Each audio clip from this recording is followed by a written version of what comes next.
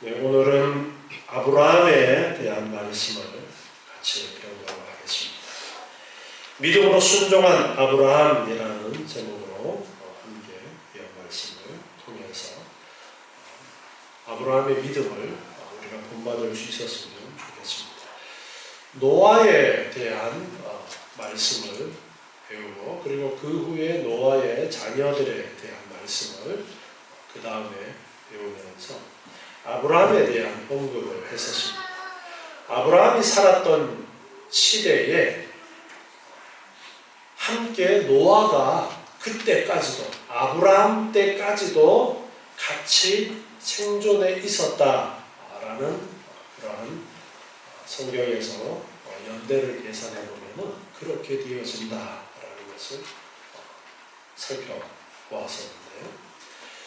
홍수 이후에 그 홍수의 사건은 정말 이 땅에 엄청난 사건이었고, 오직 노아의 가족만 홍수에서 살아남아서 새롭게 인류가 시작이 되어졌습니다.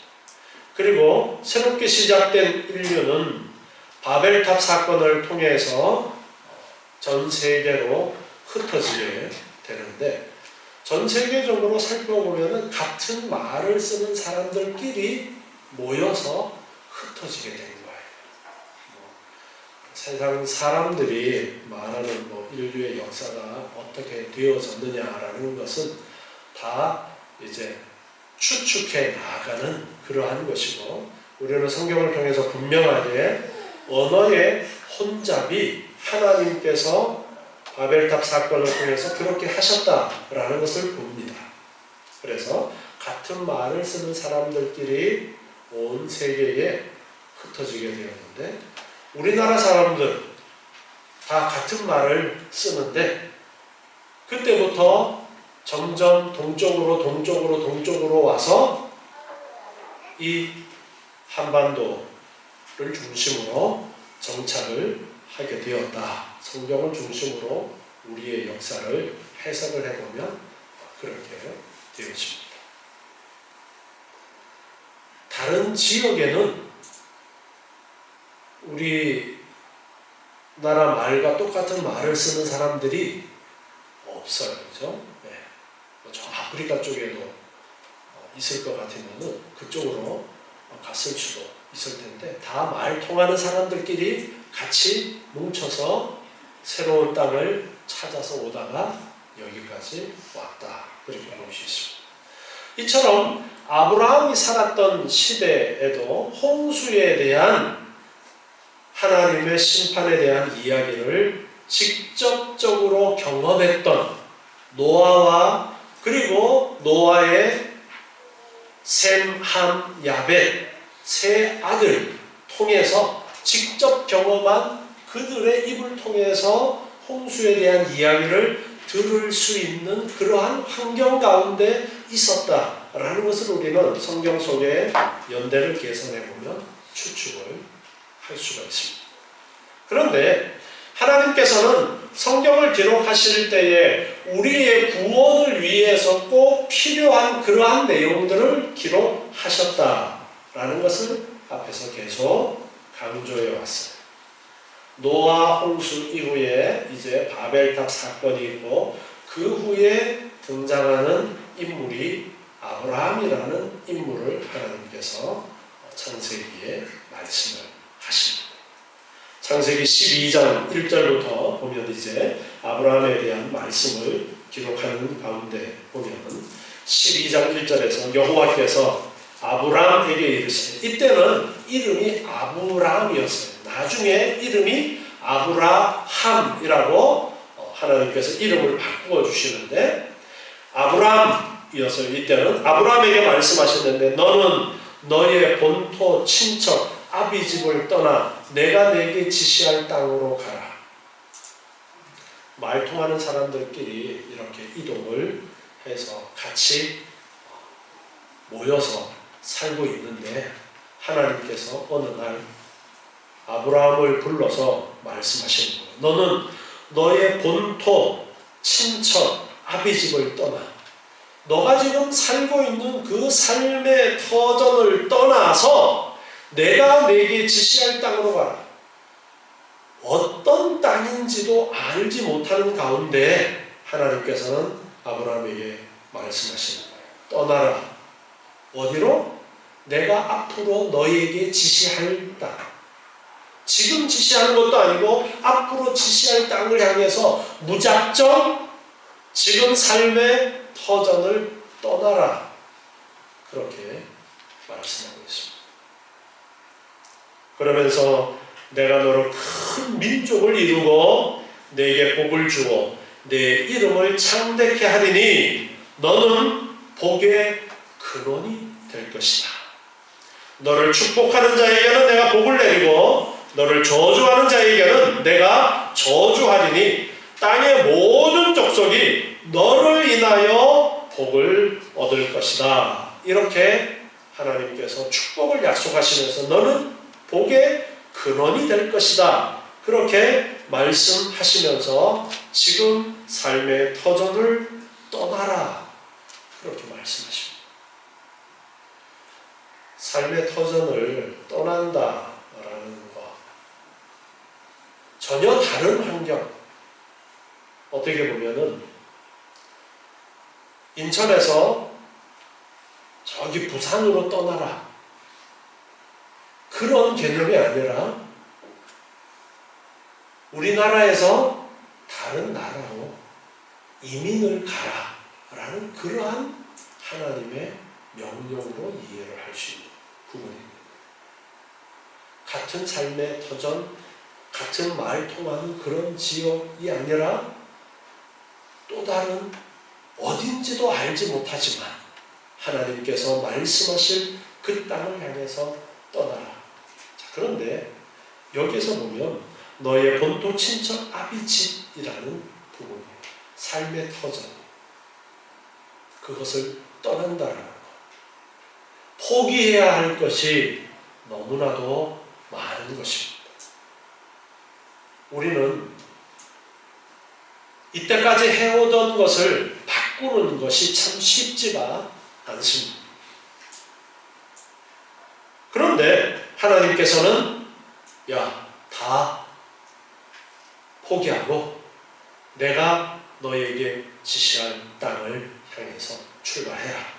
내가 너를 큰 민족을 이루게 해주겠고 복을 주어서 너는 복의 근원이 되도록 내가 해줄게. 하나님께서 그렇게 약속을 하시면서 떠나라고 말씀합니다. 그런데 4절에 보니까 이에 아브라함이 여호와의 말씀을 쫓아갔고 롯도 그와 함께 갔으며 아브라함이 하란을 떠날 때에 그 나이가 75세였더라. 아브라함이 그 아내 사레와 조카 롯과 하란에서 모은 모든 소유와 얻은 사람들을 이끌고 가나안 땅으로 가려고 떠나서 마침내 가나안 땅에 들어갔더라. 모든 것을 정리하고 떠나게 되었습니다. 하나님의 말씀을 따라 떠나게 되었습니다. 히브리서 11장 8절에서는 이 아브라함의 삶에 대해서 평가를 하는데요. 믿음으로 아브라함은 부르심을 받았을 때에 순종했다.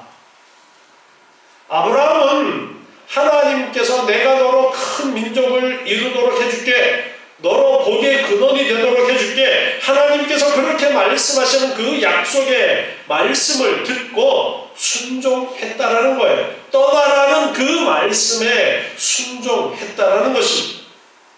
그래서 장래 기업으로 받을 땅으로 나아가는데 갈 바를 알지 못하고 나갔다.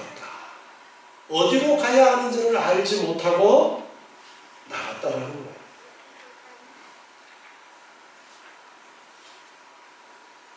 구절에 보니까 믿음으로 저가 외방에 있는 것 같이 약속하신 땅에 유고하여 동일한 약속을 유업으로 함께 받은 이삭과 야곱으로 더불어 장막에 거하였다. 저는 장막에 거하였다. 장막이라는 것은 언제든지 접어서 떠날 준비가 되어 있는 유목민들이 거주용으로 사용하는 그러한 형태를 이야기합니다. 몽골의 유목민들 이렇게 나오는 거 보면은 양치고 소치는 그런 사람들은 계절을 따라서 먹이가 풍성한 곳으로 이동하기 때문에 텐트 형태로 집을 지었다가 또 이동해서 또 집을 짓고 그렇게 합니다. 장막이라는 것이 그러한 것이라고 이해를 하시면 되겠습니다. 고정이 아닌 거예요. 이동하는 거예요. 이는 하나님의 경영하시고 지으실 터가 있는 성을 바랐습니다. 아브라함은 하나님께서 경영하시는 것, 하나님께서 계획하시고 하나님께서 모든 것들을 다 이루시는 뭘 바라보았느냐 하니까 터가 있는 성을 바라보았다. 장막과 반대되는 개념이에요. 터에 지은 성.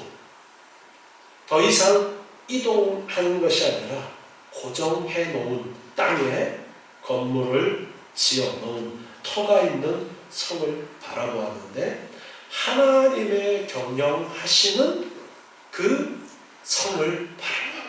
하나님께서 이루실 것을 알고 하나님께서 이루실 그 성을 바라보았다라는 거예요. 보이지는 않지만 보지는 못했지만 하나님의 약속의 말씀을 기억하면서 그 성을 바라보고 떠났다는 거예요. 이것이 믿음으로 순종한 아브라함입니다. 그는 이제 이렇게 하나님의 명을 따라서 출발을 해서 가나안 땅을 향해서 나아가게 되었습니다. 창세기 12장 6절에 보니까요. 아브라함이 그 땅을 통과하여 세겜 땅 모래상수리 나무에 이르니 그때에 가나안 사람이 그 땅에 거하였더라. 가나안 사람들이 살고 있는 지역이었습니다. 여호와께서 아브라함에게 나타나 가라사대 내가 이 땅을 내 자손에게 주겠다. 아브라함은 하나님께서 주실 땅을 향해서 계속 이동을 하는 가운데 가나안에 도착했고 하나님께서는 그 지역을 주시마 하나님이 약속을 하신 것입니다. 그래서 그곳에서 이제 제단을 쌓고 제사를 드리게 되는데요. 그런데 10절에 보면 그 땅에 기근이 있었다 말씀하십니다. 기근이 들어서 애굽으로 아브라함이 내려가게 됩니다. 10절에 보니까 그 땅에 기근이 있어서 아브라함이 애굽에 우거하려 하여 그리로 내려갔다. 이는 그 땅에 기근이 심했기 때문입니다. 그 하나님이 주시겠다라고 약속하신 가나안 땅에 기근이 아주 심하게 들어서 이제 애굽으로 피난을 가는 거예요. 그런데 그 애굽으로 가면서 사레에게 말합니다. 11절에 보니까 이때는 사라도 이름이 사레였어요. 나중에 사라라고 이름을 바꿔주시는데 11절에 보니까 그가 애굽에 가까이 이르렀을 때 아내 사레더러 말합니다. 나 알기에 그대는 아리따운 여인이라. 애굽 사람이 그대를 볼 때에 이르기를 이는 그의 아내라 하고 나는 죽이고 그대는 살리리니 원컨대 그대는 나의 누이라 하라. 그리하면 내가 그대로 인하여 안전하고 내 목숨이 그대로 인하여 보존하겠노라. 여기에 아브라함의 모습을 보면 아주 믿음 좋은 아브라함의 모습이에요? 그렇지가 않죠. 한없이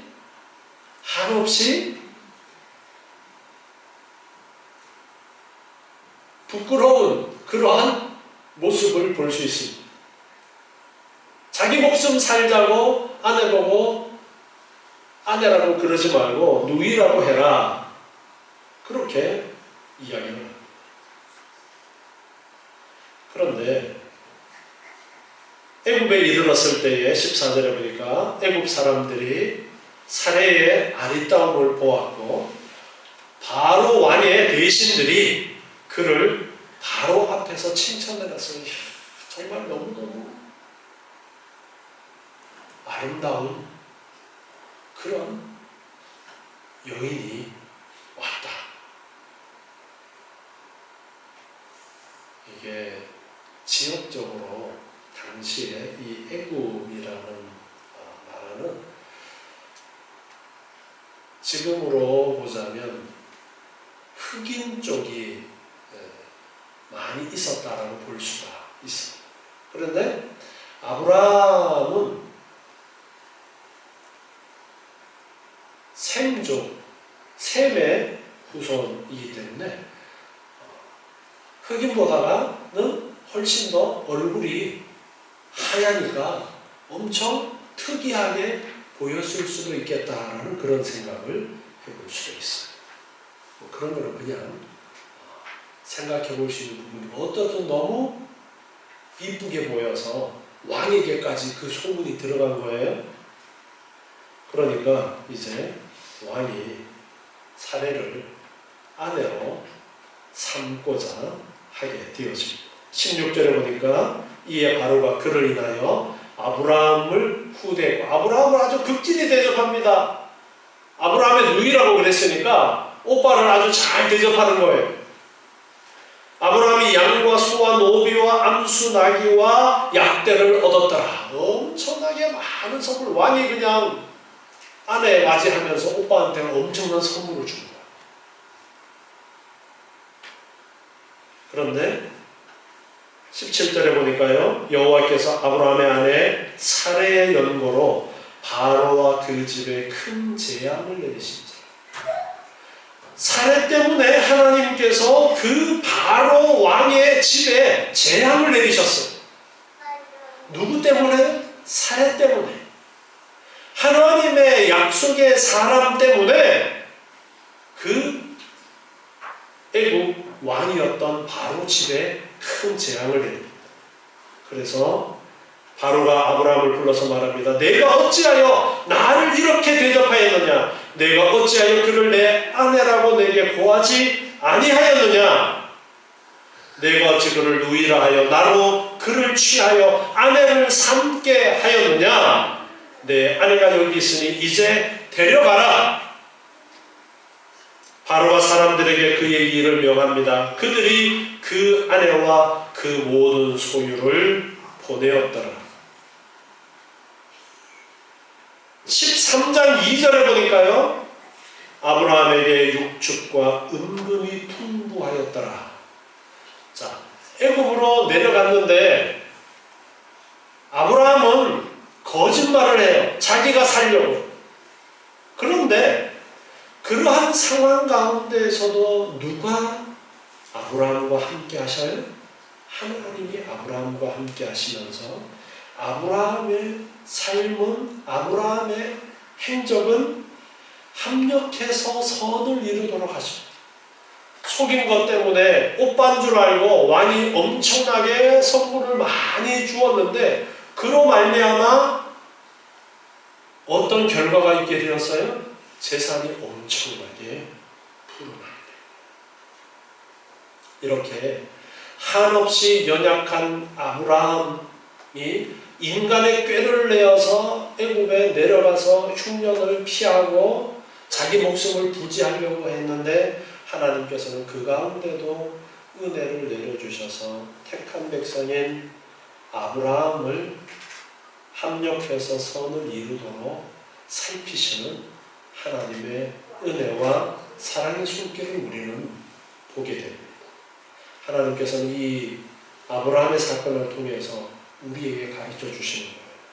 우리를 택하신 하나님은 오늘날 우리에게도 동일하게 그렇게 은혜를 내려주시는 분이시다.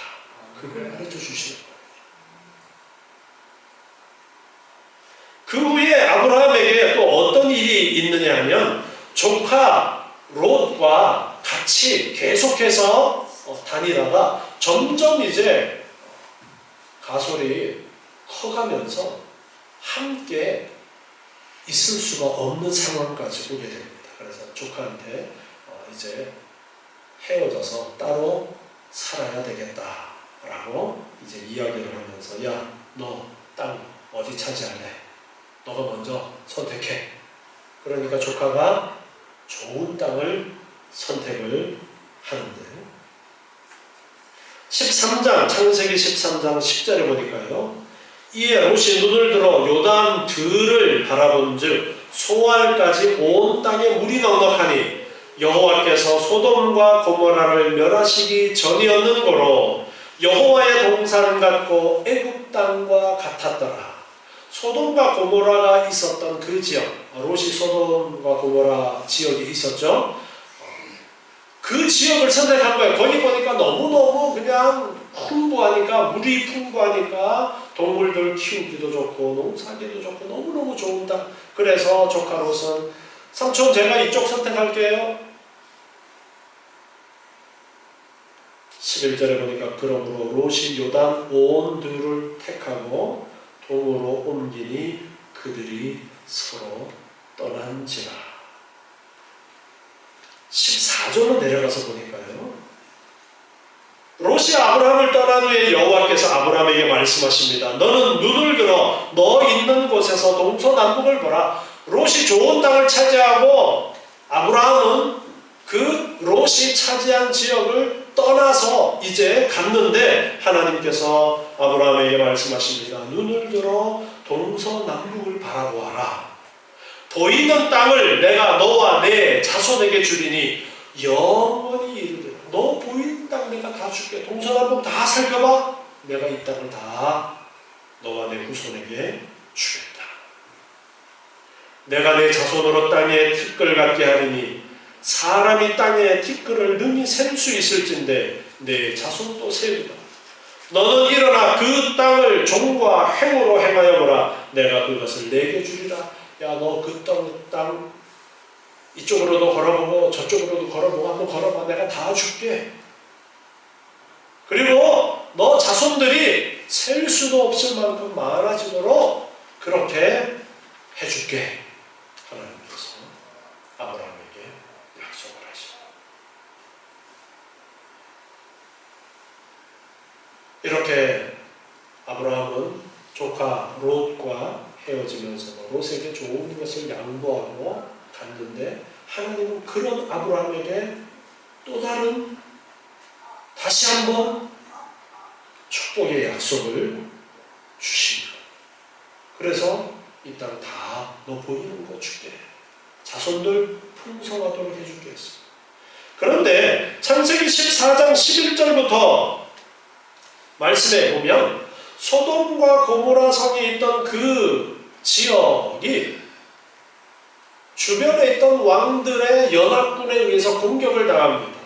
5개의 왕국이 4개의 왕국 연합군에게 침공을 당해서 패하고 모든 것이 다 빼앗기게 되는데 그때에 롯의 가족도 잡혀가게 되는 그런 상황이 벌어집니다.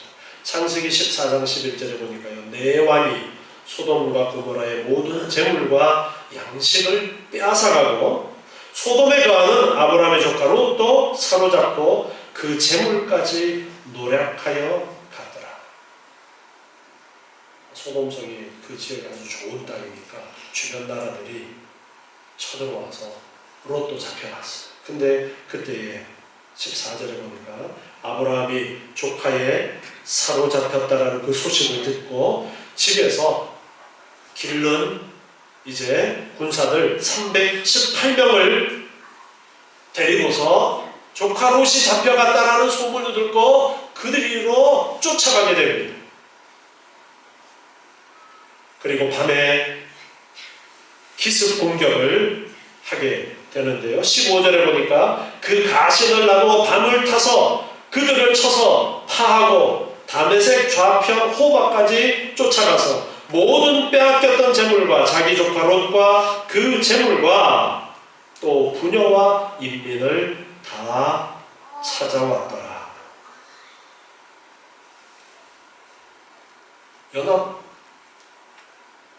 연합군한테 졌어요.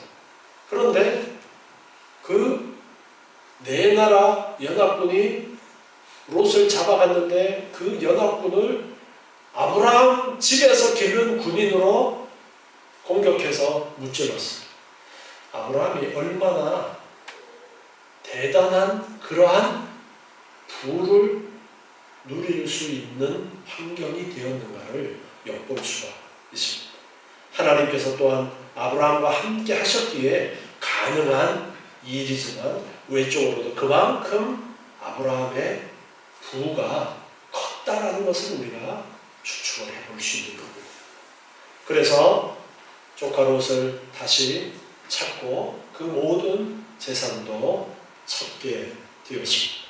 하나님께서 부르시고 하나님께서 약속을 주신 그 약속의 사람, 바로 우리는 아브라함을 믿음의 조상이라고 그렇게 칭하게 되는데요. 이 아브라함의 삶 속에 역사하시는 하나님의 그 역사를 통해서 하나님은 택한 백성인 우리의 삶 속에도 동일하게 역사하시는 하나님의 손길을 가르쳐주고 계십니다.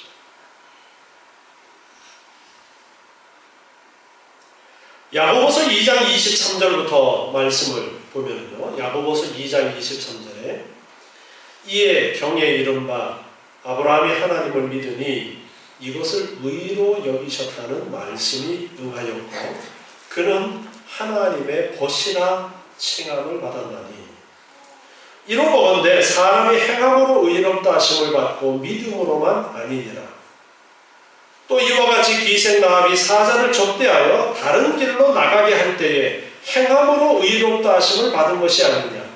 영혼 없는 몸이 죽은 것 같이 행함이 없는 믿음은 죽은 것입니다.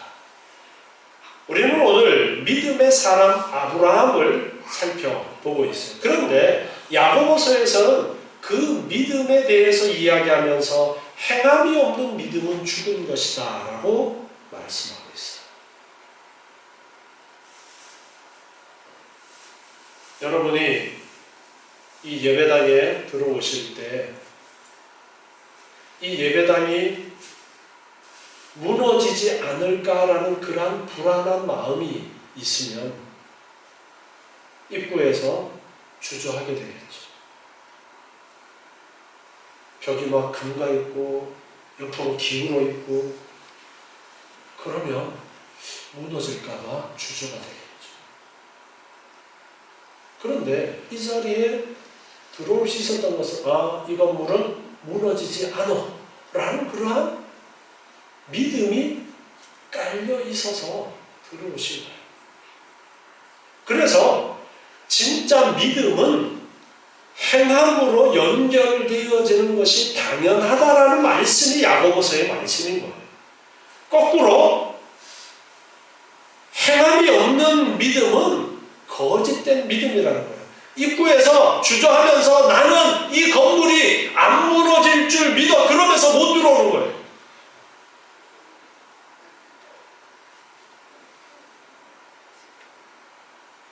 아주 무서운 개가 입구에서 하고 있는데 아이가 들어가다 그 개를 보고 무서워서 멈칫 섰어.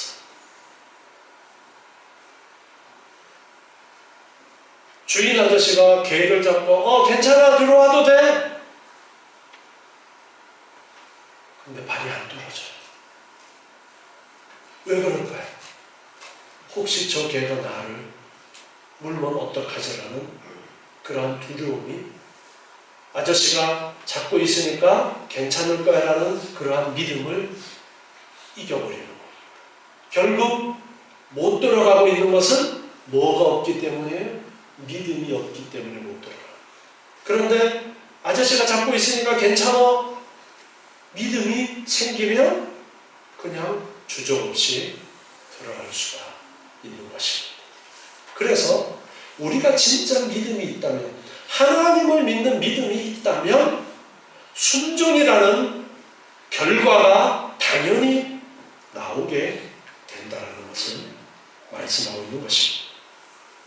다시 한번 우리 히브리서 11장 10절 말씀에 보면, 아브라함은 갈 바를 알지 못했지만 순종하고 나아갔는데 무엇을 보고 나갔느냐? 하나님의 경영하시고 지으실 터가 있는 성을 바라보았다. 장막을 치면서 이동하고 또 이동하지만 하나님께서 나를 위해서 예비해 놓으신 터 위에 지은 성이, 즉 우리가 이 땅에서의 삶은 나그네 인생이라고 그렇게 표현합니다. 우리가 이 땅에서의 삶은 나그네 인생을 살고 있지만 예수님께서 우리를 위하여 처소를 예비하고 계시고, 내 처소가 하늘나라에 반드시 준비되어 있다는 그 믿음 가운데 하늘나라를 바라보고 살아가는 삶이 아브라함과 같은 그러한 믿음의 삶인 것입니다. 우리는 그래서 아브라함처럼 자기가 살던 터전, 자기가 살던 기반을 다 포기하고 하나님의 나라를 바라보고 하늘나라의 소망을 가지고 살아가는 그러한 믿음의 삶이 되어야 됩니다. 이 땅에 썩어질 것을 포기하지 못하고 이 땅에 썩어질 것을 붙들고 어찌할 바를 몰라하는 그러한 모습은 믿음이 없는 거예요. 진정 믿음이 있다면 하나님께서 말씀하신 대로, 하나님이 주신 약속대로, 하나님은 전능하신 하나님, 이 세상을 창조하신 하나님, 또 이 세상을 심판하신 하나님, 예수님께서, 하나님께서 약속하셨던 대로 이 땅에 오셨고 우리의 죄값을 치르기 위해서 십자가에서 죽으셨고 부활하셨고 다시 하늘 보좌 우편에 지금 계시고 다시 이 땅에 오셔서 우리를 데려가실 그 재림의 소망, 그리고 내가 예수님께서 이 땅에 오시기 전에 이 땅에서 육체의 삶이 끝나게 되면 나는 천국으로 하나님 품으로 가게 되어진다라는 이 소망이 흔들리지 않아야 됩니다.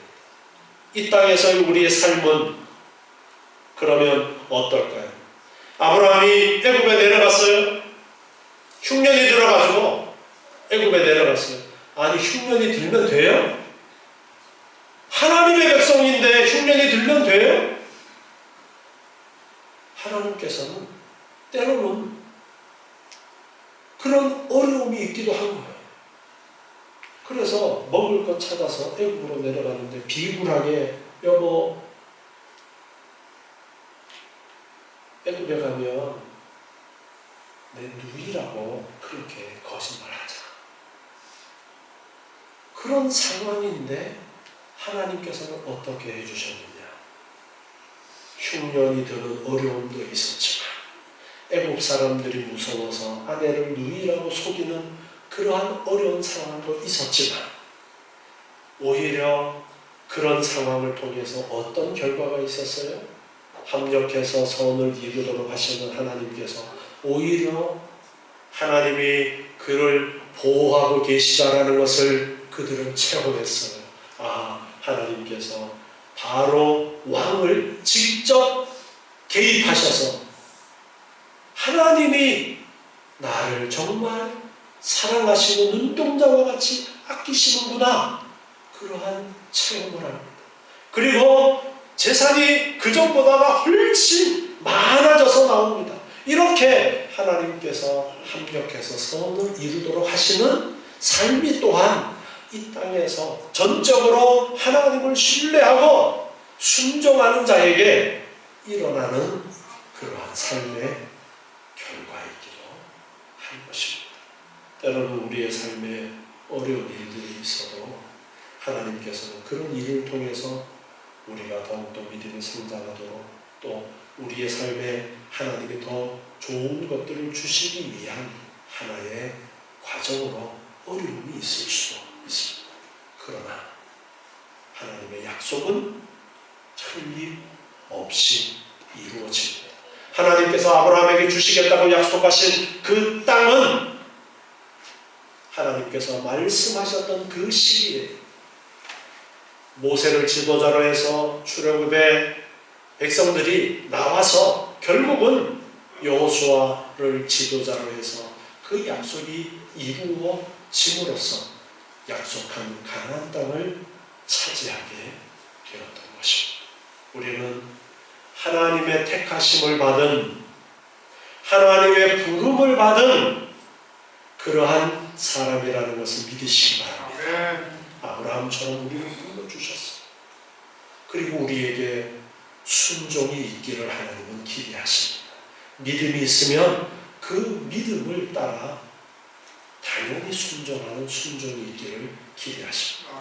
순종하는 여러분 되시기 바랍니다. 그래서 우리의 삶이 이 땅에서 일어나는 작은 일에 어찌할 바를 몰라 하는 그런 삶이 아니라 멀리 우리를 위하여 예비하신 영원한 하나님의 나라를 바라보면서 흔들리지 말고 항상 하나님의 손길을 알고 감사하고 어떤 일이 있어도 감사하고 기뻐하면서 이 땅에서도 천국의 삶을 누리시는 여러분 되시기 바랍니다. 기도하겠습니다. 하나님 감사합니다. 저희를 사랑하셔서 불러주시고 하나님의 자녀로 택하여 주시고 예수 그리스도를 믿음으로 하나님의 자녀가 되게 하시니 감사합니다.